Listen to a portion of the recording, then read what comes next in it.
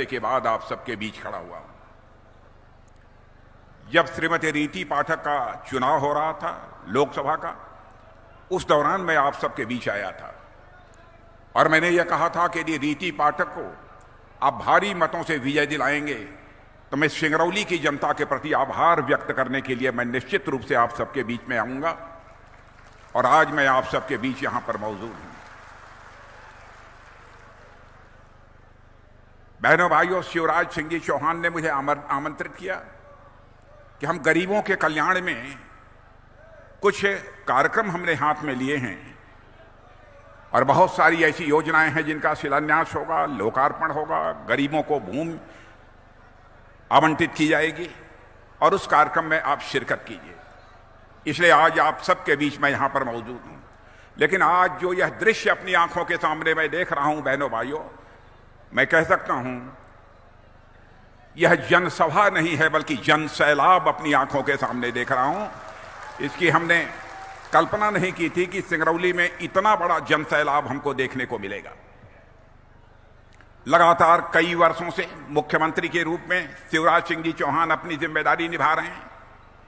वह कैसा काम कर रहे हैं यह मुझे बताने की जरूरत नहीं है, क्योंकि जब भी विधानसभा का चुनाव होता है इस मध्य प्रदेश की जनता अपने आप उन्हें सर्टिफिकेट देती है, एक अच्छा काम करने की सर्टिफिकेट देती है और बराबर वह विजय हासिल करते हैं।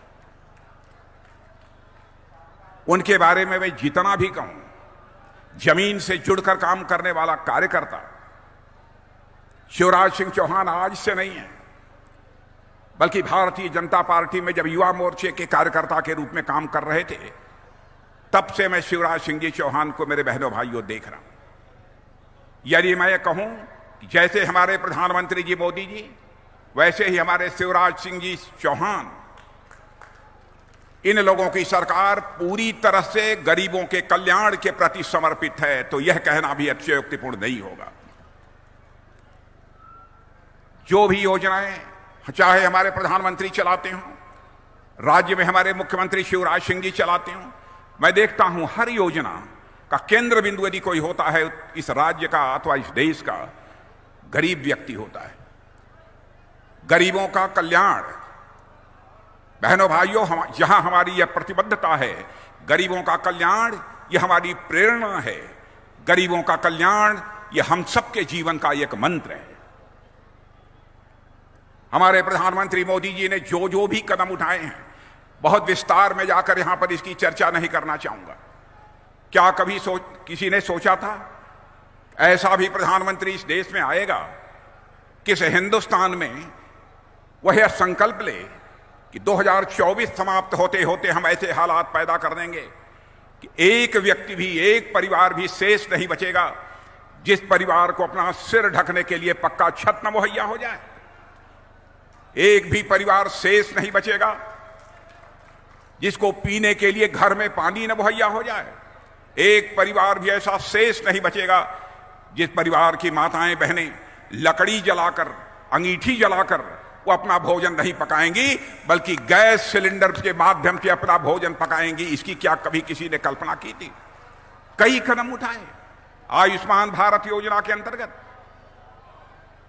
उसे लागू कर दिया।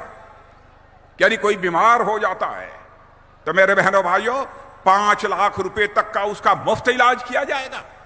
और ये 1 साल में यदि उसकी बीमारी ठीक नहीं होती है तो अगले वर्ष भी 5 लाख रुपए का उसका मुफ्त इलाज किया जाएगा। भारत ही नहीं, दुनिया के किसी भी देश में इस प्रकार की योजना बहनों भाइयों देखने को आपको नहीं मिलेगी। कई ऐसे अद्भुत कार्य हमारी सरकार ने किए हैं बहनों भाइयों, जो कुछ भी कहा जाए इसके बारे में वह कम है। आज ऊर्जा की राजधानी इस सिंगरौली में हम यहां पर मौजूद हैं। हितग्राही सम्मेलन यह हो रहा है। लगभग 27,000 से अधिक परिवारों को आज शिवराज जी ने भूमि आवंटित किया है। यदि यहां के मुख्यमंत्री शिवराज जी की गरीबों के कल्याण के प्रति प्रतिबद्धता न होती तो मैं समझता हूं कि यह पुनीत कार्य वह किसी भी सूरत में न करते। तरह तरह के प्रलोभन देकर नेताओं ने जनता का समर्थन हासिल किया है बहनों भाइयों। इधर उधर के वादे करके लोगों का जनता उन्होंने समर्थन हासिल किया है।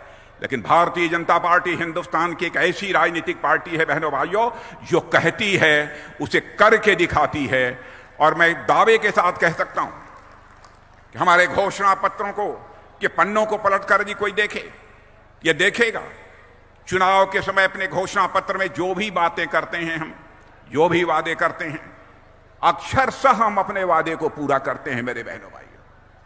हमारे कृति और कथन, हमारे कथनी और करनी में अंतर नहीं होता है। आजाद भारत के इतिहास में नेताओं की कथनी और करनी में अंतर होने के कारण ही भारत की राजनीति और भारत के नेताओं पर से जनता का विश्वास धीरे धीरे समाप्त होता चला गया। लेकिन हमारी भारतीय जनता पार्टी ने भारत की राजनीति में पैदा हुए इस विश्वास के संकट को चुनौती के रूप में स्वीकार किया बहनों भाइयों। और भारत ही नहीं, दुनिया का कोई व्यक्ति यह नहीं कह सकता कि भारतीय जनता पार्टी ने चुनाव के समय जो कुछ भी कहा था उस वादे को पूरा नहीं किया। हमारे घोषणा पत्रों को उठाकर आप देखिए, जब जो कहा सब किया। आज शिवराज सिंह जी चौहान ने 4,000 रुपया किसानों के खाते में डाला है। प्रधानमंत्री किसान सम्मान निधि के अंतर्गत हमारे प्रधानमंत्री प्रतिवर्ष हर किसान के खाते में 6,000 रुपया जमा कर रहे हैं। वहीं पर हमारे यहां के शिवराज सिंह चौहान जैसा मुख्यमंत्री है जिसने फैसला किया 6,000 तो हमारे प्रधानमंत्री जी दे रहे हैं, तो 4,000 में मध्य प्रदेश के किसान भाइयों को प्रतिवर्ष मैं अतिरिक्त मुहैया कराऊंगा। क्या यह छोटी बात है? इससे बड़ी और संवेदनशीलता किसी मुख्यमंत्री की क्या हो सकती है? बहनों भाइयों, मैं आपको याद दिलाना चाहता हूं, राजीव गांधी भारत के प्रधानमंत्री थे। एक बार राजीव गांधी ने चिंता व्यक्त करते हुए यह कहा था, क्या करें, हम ऊपर से 100 पैसा भेजते हैं लेकिन नीचे पहुंचते पहुंचते 14 पैसा बामुश्किल लोगों की जेबों में पहुंच पाता है, लोगों तक पहुंच पाता है। यह चिंता उन्होंने व्यक्त की थी। लेकिन आज हमारे प्रधानमंत्री नरेंद्र मोदी जी ने वह करिश्मा करके दिखाया है बहनों भाइयों कि आज यदि 100 रुपया दिल्ली के बैंक के खातों से चलता है तो 100 का 100 पैसा, 100 का 100 रुपया आपके खाते में पहुंचता है। भ्रष्टाचार को भाषण देकर समाप्त नहीं किया जा सकता। भ्रष्टाचार को कम करना है तो भाषण से भ्रष्टाचार कम नहीं होगा। भ्रष्टाचार को यदि समाप्त करना है, भ्रष्टाचार को कम करना है, तो सिस्टम में, व्यवस्था में बदलाव लाकर ही भ्रष्टाचार को कम किया जा सकता है अथवा भ्रष्टाचार को समाप्त किया जा सकता है। इस दृष्टि से आजाद भारत में पहली बार यदि किसी प्रधानमंत्री ने कदम उठाया है तो उस प्रधानमंत्री का नाम है नरेंद्र मोदी। बहनों भाइयों, यह कोई हमारी छोटी उपलब्धि नहीं है। फैसला किया है हमारी सरकार ने, हिंदुस्तान का एक भी जिला शेष नहीं बचेगा जिस जिले में कम से कम एक मेडिकल कॉलेज न खुल जाए। हर राज्य में जितने एम्स थे, आज राज्यों में बड़ी संख्या में नए नए एम्स खुलते जा रहे हैं। और आज तक आपको जानकर खुशी होगी कि 648 मेडिकल कॉलेज भारत में अतिरिक्त बनकर तैयार हो गए। क्या यह कोई छोटी उपलब्धि है? और इन्होंने जिस कॉलेज की बात अभी यहां पर की है, शासकीय माइनिंग इंजीनियरिंग कॉलेज सिंगरौली, मैं शिवराज सिंह जी, मैं आपको बधाई देना चाहता हूं। आपके सिंगरौली के शासकीय माइनिंग इंजीनियरिंग कॉलेज के जो छात्र निकलेंगे वह केवल सिंगरौली के माइनिंग में काम नहीं करेंगे, यहां के ही ऊर्जा क्षेत्र में काम नहीं करेंगे, बल्कि सारे हिंदुस्तान के हर क्षेत्र में जाकर अपनी भूमिका निभाएंगे और दुनिया के दूसरे देशों में भी एक्सपर्ट बनकर वह जाएंगे और वहां के लोगों को भी अन्य प्रकार की तकनीकी सहायता भी वह मुहैया कराएंगे। यह काम शिवराज सिंह जी, आपने कोई छोटा काम नहीं किया है, बड़ा काम आपने किया है और इसके लिए मैं सचमुच आपको मैं बधाई देना चाहता हूं। मेडिकल कॉलेज भी सिंगरौली में खोल रहे हैं। यह सब कोई छोटी बातें नहीं है बहनों भाइयों। और मैं खदान आवंटन की प्रक्रिया को हमारी सरकार ने पारदर्शी बनाया है। बहनों भाइयों, पहले खदान को लेकर भ्रष्टाचार होता था कि नहीं होता था? होता था कि नहीं होता था? लेकिन अब कोई मां का लाल खदान के आवंटन के मामले में भ्रष्टाचार करने की हिम्मत नहीं कर सकता है। बहनों भाइयों, ऐसी सरकार बनी है।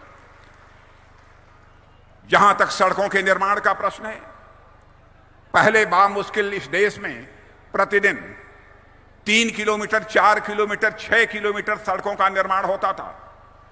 आज जब से हम लोगों की सरकार मोदी जी के नेतृत्व में बनी है, बहनों भाइयों, हिंदुस्तान में प्रतिदिन 37 किलोमीटर सड़कों का निर्माण हो रहा है। यह करिश्मा यदि कोई सरकार कर सकती है तो भारतीय जनता पार्टी की ही सरकार कर सकती है।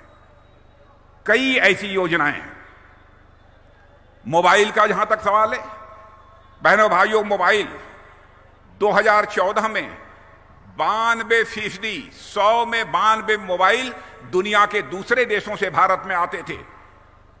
लेकिन आपको जानकर खुशी होगी कि आप जो मोबाइल का प्रयोग करते हैं उसमें 97% मोबाइल अब कहीं बनते हैं तो भारत की धरती पर बनते हैं, भारतवासियों के हाथों से बनते हैं। बहनों भाइयों, यह करिश्मा यहां पर हुआ है। कार बनाने के मामले में, कार मैन्युफैक्चरिंग के मामले में जो भारत दुनिया में बहुत पीछे था, जापान जिसमें आगे माना जाता था, जापान को भी पछाड़कर आज भारत दुनिया के 3 देशों में आकर खड़ा हो गया है यहां पर कि सबसे अधिक कार का निर्माण होता है। स्टील बनाने के मामले में भी हमारा यह भारत दुनिया के दूसरे नंबर पर आकर खड़ा हो गया है। और डिफेंस मिनिस्ट्री, रक्षा मंत्रालय का जहां तक सवाल है, मेरे बहनों भाइयों, पहले हमको हथियार, गोले, बारूद, मिसाइल, बंदूक, यह सब यदि हमको मंगाने होते थे, पैटर्न टैंक, हम दुनिया के दूसरे देशों से उसे हम आयात करते थे, उसे मंगाते थे। लेकिन अब हम लोगों ने फैसला किया है कि अब दुनिया के दूसरे देशों से यह सब सामान आयात नहीं करेंगे, बल्कि सारे यह रक्षा से जुड़े हुए हथियार, मिसाइल, बम, गोले, एमिनिशन भारत की धरती पर बनेंगे और भारतवासियों के हाथों से बनेंगे और सारी दुनिया के लिए भी बनेंगे।